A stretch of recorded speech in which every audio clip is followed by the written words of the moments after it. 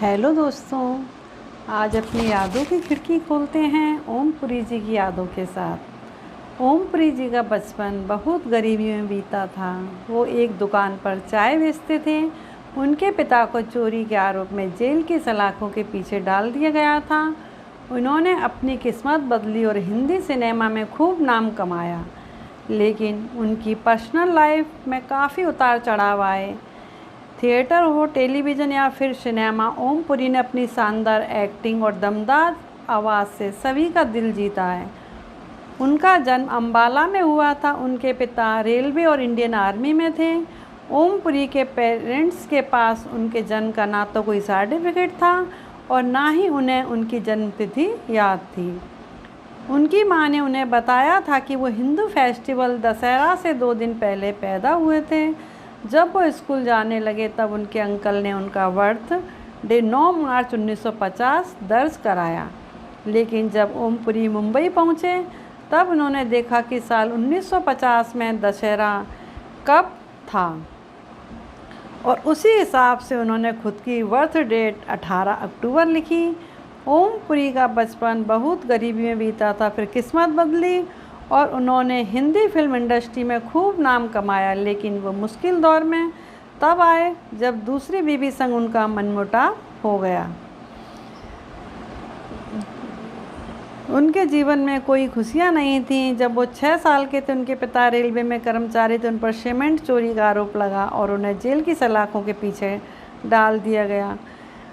पेट पालने के लिए ओमपुरी के भाई वेद प्रकाश ने रेलवे में कुली की नौकरी की और ओमपुरी एक दुकान पर चाय बेचने लगे। अपने परिवार को सहारा देने के लिए ओमपुरी ने कई तरह की नौकरी की। वो रेलवे ट्रैक से कोयला भी इकट्ठा करते थे ताकि घर वालों का पेट पाल सके। बाद में उनका और उनके भाई का पालन पोषण एक नौकरानी शांति ने किया।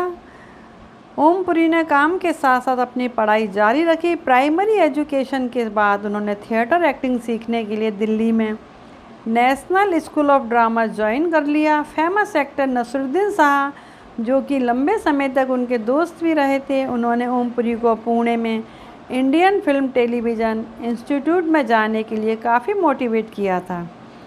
नसरुद्दीन के अलावा अमरीश पुरी भी उनके अच्छे दोस्त थे, लेकिन पुरी सरनेम के कारण लोग दोनों को भाई मान लेते थे। ओमपुरी ने टाइम्स ऑफ इंडिया को दिए इंटरव्यू में बताया था कि उनका परिवार इतना गरीब था कि एफटीआईआई में जाने के बाद उनके पास पहनने के लिए एक अच्छी शर्ट तक नहीं थी। नसरुद्दीन शाह के मुताबिक ओमपुरी एफटीआईआई में अपनी पढ़ाई से बहुत निराश थे। उनके पास फीस भरने तक के पैसे नहीं थे। बताया जाता है कि एफटीआईआई को 280 रुपये देने थे, लेकिन उन्होंने कर्ज कभी नहीं चुकाया। ओमपुरी ने कई फिल्मों में बेहतरीन एक्टिंग की। उनकी दिल तक जाने वाली आवाज़ की दुनिया कायल थी। फिल्मों से ज़्यादा पर्सनल लाइफ को लेकर भी काफ़ी चर्चा में रहे थे।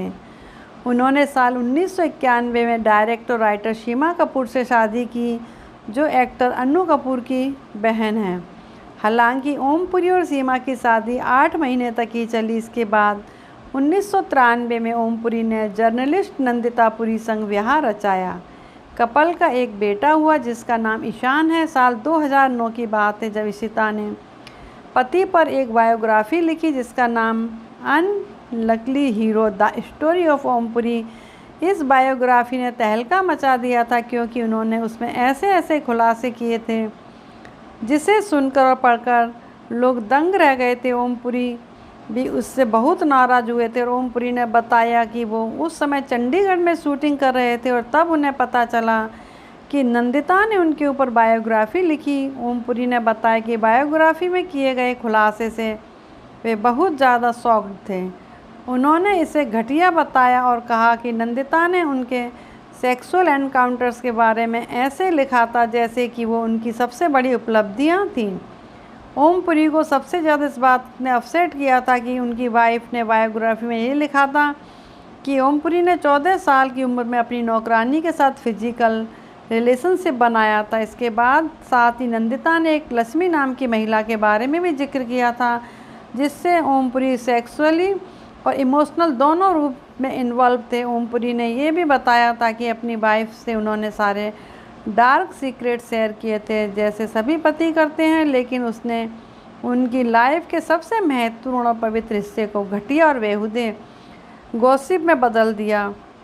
उन्होंने कहा कि लक्ष्मी मेरी लाइफ की सबसे महत्वपूर्ण महिलाओं में से एक थी जिसने मुझे और मेरे भाई के अनाथ बच्चों को पाला।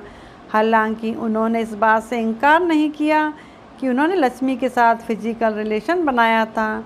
उन्होंने उसे खूबसूरत एक्सपीरियंस बताया था। 2013 में दोनों के रास्ते अलग हो गए। 2013 में नंदिता ने ओमपुरी पर घरेलू हिंसा का आरोप लगाया था। इसके बाद दोनों ने अपने अपने रास्ते अलग करने के लिए कानून का सहारा लिया था। 6 जनवरी 2017 को ओमपुरी का 66 साल की उम्र में हार्ट अटैक से निधन हो गया था। धन्यवाद।